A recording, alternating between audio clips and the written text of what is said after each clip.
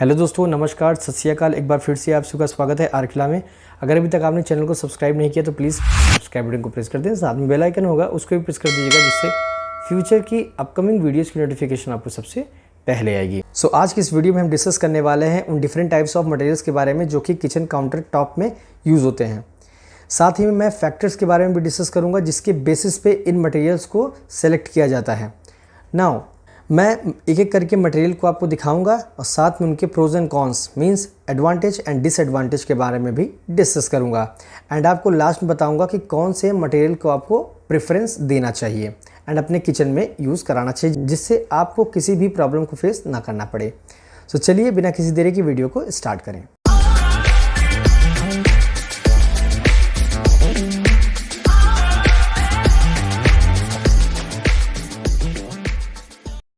अगर हम आज से 15 साल पहले की बात करें किचन काउंटर टॉप में जनरली ग्रेनाइट को यूज़ किया जाता था। एंड आप ग्रेनाइट के बारे में जानते भी होंगे कि ग्रेनाइट एक स्टोन है, ठीक है, जो कि एक ऐसा मटेरियल है जो कि किचन काउंटर टॉप में यूज़ किया जाता है। एंड आज के भी टाइम में जो बिल्डर्स हैं या जो आप अपने घर में किचन काउंटर टॉप बनवाते हैं उसमें आप जनरली ग्रेनाइट को ही यूज़ करते हैं। बिकॉज आपको ना पता हो कि किचन काउंटर टॉप में ग्रेनाइट के अलावा भी बहुत से डिफरेंट टाइप्स ऑफ मटेरियल्स हैं जो कि यूज़ किया जाता है। आज मैं उन्हीं सब पे डिस्कस करूंगा और साथ में आपको दिखाऊंगा भी। Now before that, kitchen counter top होता क्या है? किचन काउंटर टॉप बेसिकली वो किचन में स्लैब होता है जिस पे हम खाना पकाते हैं। जनरली होता क्या है कि जब भी हम क्लाइंट से मॉड्यूलर किचन के बारे में डिस्कस करते हैं उनका सबसे बड़ा क्वेरी होता है कि जो किचन काउंटर टॉप है उसमें कौन सा मटेरियल को प्रेफरेंस दें।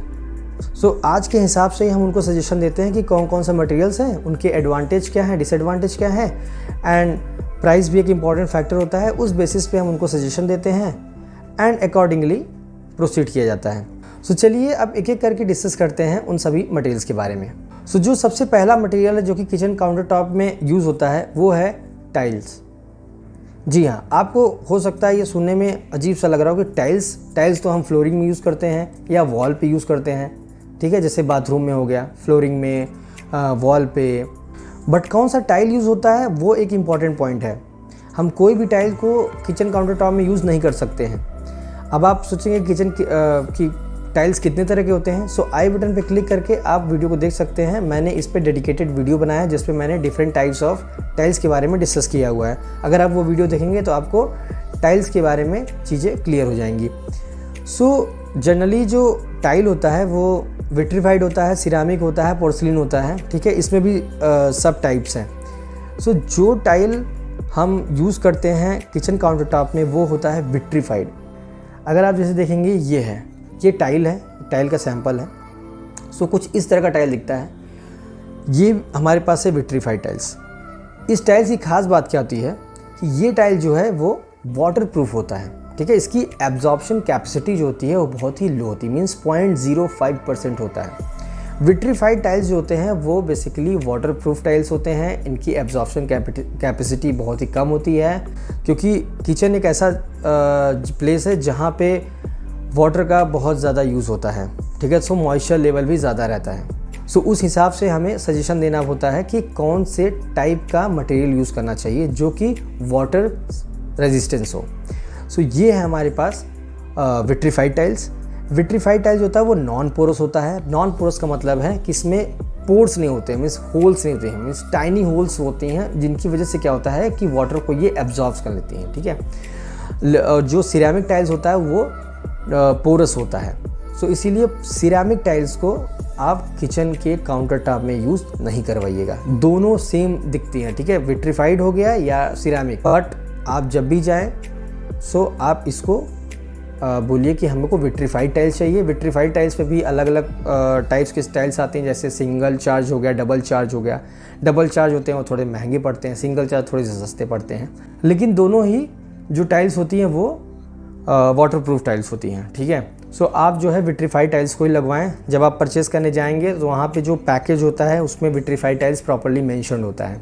नाउ अब बात करते हैं, क्या ये जो विट्रीफाइड टाइल्स है वाटर रेजिस्टेंस तो है, क्या ये स्टेन रेजिस्टेंस है? यस, ये स्टेन रेजिस्टेंस होता है। स्टेन रेजिस्टेंस का मतलब है क्या दाग धब्बे इस पे लग सकते हैं क्या? जैसे हल्दी हो गया, हल्दी का पेस्ट अगर इस पर गिर गया या कोई मस्टर्ड ऑयल गिर गया, ठीक है, तो क्या इसमें जो है वो दाग धब्बे लग सकते हैं? सो जी नहीं। जो विट्रीफाइड टाइल्स होती हैं वो स्टेन रेजिस्टेंस भी होती हैं, क्योंकि इसमें एक्चुअली होता क्या है कि जो टॉप सरफेस इसका होता है वो ग्लास कोटेड होता है, ठीक है, क्वार्ट्ज कोटेड, ठीक है। सो उसकी वजह से वो क्या होता है कि ना ही इसमें वाटर का एब्जॉर्प्शन होता है, ना ही इसमें कोई दाग धब्बे लगते हैं, ठीक है, इसीलिए ये स्टेन रेजिस्टेंस भी है। थर्ड चीज़, क्या ये हीट रेजिस्टेंस है?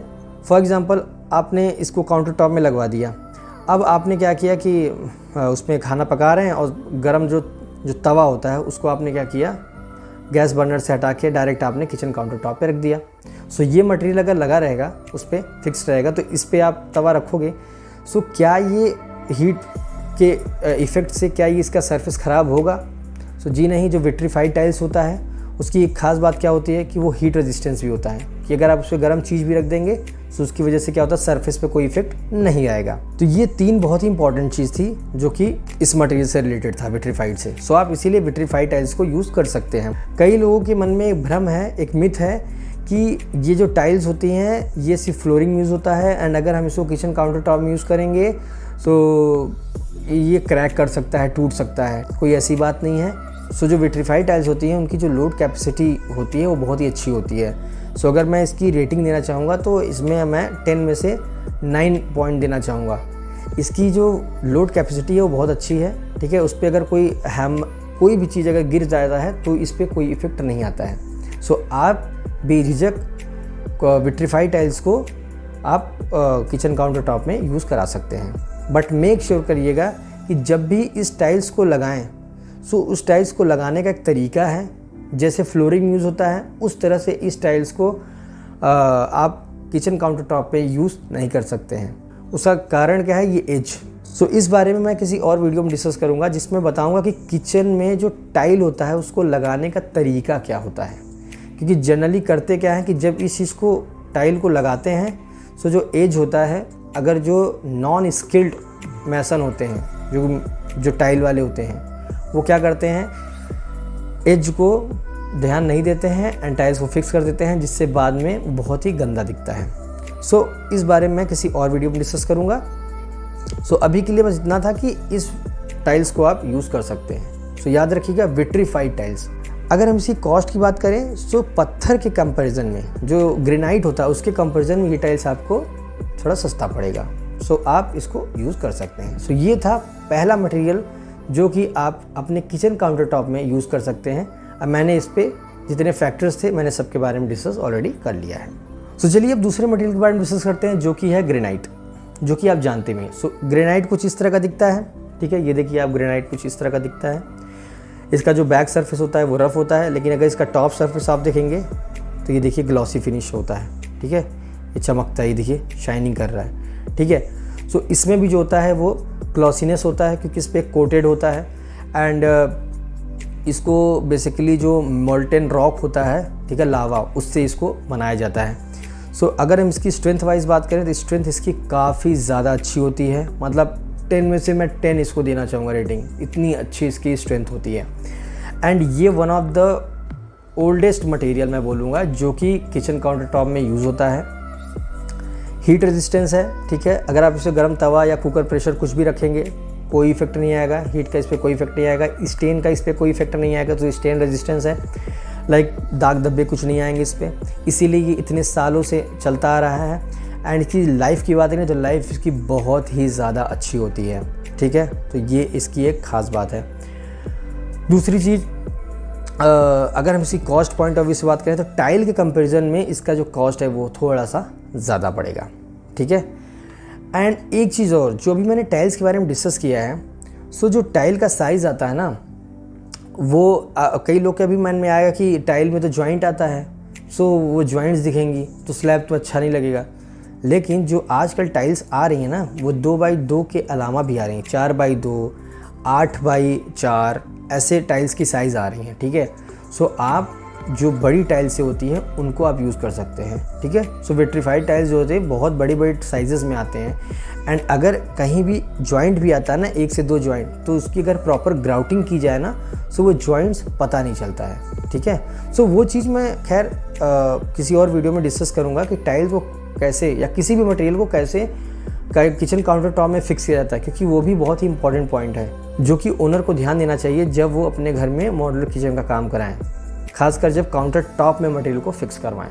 सो ये तो हो गया ग्रेनाइट, ठीक है। तो कॉस्ट थोड़ा सा इसका टाइल्स के कंपैरिजन में ज़्यादा है, एंड बाकी लाइफ तो बहुत ही अच्छी है, एंड हीट रेजिस्टेंस है, स्टेन रेजिस्टेंस है, ठीक है। सो आप इस पर जा सकते हैं। बस ध्यान रखिएगा कि जब इसको लगवाएं तो इसकी मोल्डिंग ज़रूर बनवाएं और अच्छे से बनवाएं। मोल्डिंग तो बनाते हैं लेकिन अच्छे से, देखिए इसमें मोल्डिंग बना हुआ है, ये देखिए, जिससे एज से क्या होता है ना, इससे आपसे चोट नहीं लगेगा। सो अगर मोल्डिंग प्रॉपर होगा तो आपको चोट नहीं लगेगा एंड लुक भी बहुत अच्छा आएगा।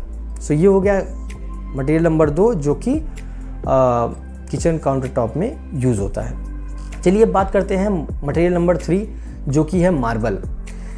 जनरली मार्बल और ग्रेनाइट, इसमें लोग कंफ्यूज हो जाते हैं, या कभी कभी क्या होता है कि जो मॉड्यूलर किचन में काम करने आता है, ठीक है, और वो अगर मान लीजिए अगर आपने कोई इंटीरियर डिज़ाइनर या इंजीनियर को हायर नहीं किया है एंड आप डायरेक्ट किसी कॉन्ट्रैक्टर से या किसी टाइल वाले से काम करवा रहे हैं, ठीक है, आपने उसको दे दिया कॉन्ट्रैक्ट कि आप हमारा जो है मॉड्यूलर किचन काम कर दीजिए एंड उसमें आप जो है वो मार्बल वगैरह जो भी पत्थर लगाना लगा दीजिए। तो कभी कभी क्या होता है कि आपको वो ग्रेनाइट के नाम पे पत्थर लगा के चला जाएगा और आपको पता भी नहीं चलेगा, ठीक है, क्योंकि ये दोनों सिमिलर ही दिखते हैं। सो देखिए ये कुछ इस तरह का दिखता है ये मार्बल, ठीक है, देख रहे हैं। मार्बल और जो स्टोन होता है दोनों में सिमिलैरिटीज़ बहुत ज़्यादा होती हैं, बट अगर आप इसमें एक चीज़ देखेंगे, सो अगर आप इसका सरफेस देखेंगे ना, सरफेस, तो इसमें देखिए कोई ग्लॉसीनेस नहीं है। सबसे बड़ा इम्पॉर्टेंट पॉइंट है, देख रहे हैं, इसमें ग्लॉसीनेस है ही नहीं। सो ये जो है इसमें ग्लॉसीनेस नहीं होता है। साथ में इस पत्थर की खास बात क्या होता है कि इसको लगाने के बाद इसकी घिसाई करानी पड़ती है, ठीक है, तब इसमें जाके फिनिशिंग आती है। इसमें जो इसका सरफेस फिनिश होता है इसको घिसना पड़ता है, घिसाई करने के बाद जाके इसकी फिनिश आती है एंड तब ये अच्छा लगता है, तभी इसका लुक जो है वो निखर के आता है। सो इसीलिए जब भी आप काउंटर टॉप में इस मटेरियल को लगवाएं तो सबसे पहले ध्यान दीजिएगा कि ये मटेरियल कभी भी शाइन नहीं करता है एंड इसकी फिनिश करवानी पड़ती है घिसाई करने के बाद, मीन्स पॉलिश कराना पड़ता है, बिना पॉलिश के इसकी लुक नहीं आएगी। सो कंफ्यूज मत होइएगा, ग्रेनाइट जो होता है वो ग्लॉसीनेस होता है, ठीक है, एंड जो मार्बल होता है वो ग्लॉसीनेस उसमें नहीं होता है, ठीक है, चमक उसमें नहीं होती बेसिकली। ना अगर इसकी हम बात करें स्टेन रेजिस्टेंस के पॉइंट ऑफ व्यू से, तो ये स्टेन रेजिस्टेंस नहीं है जी।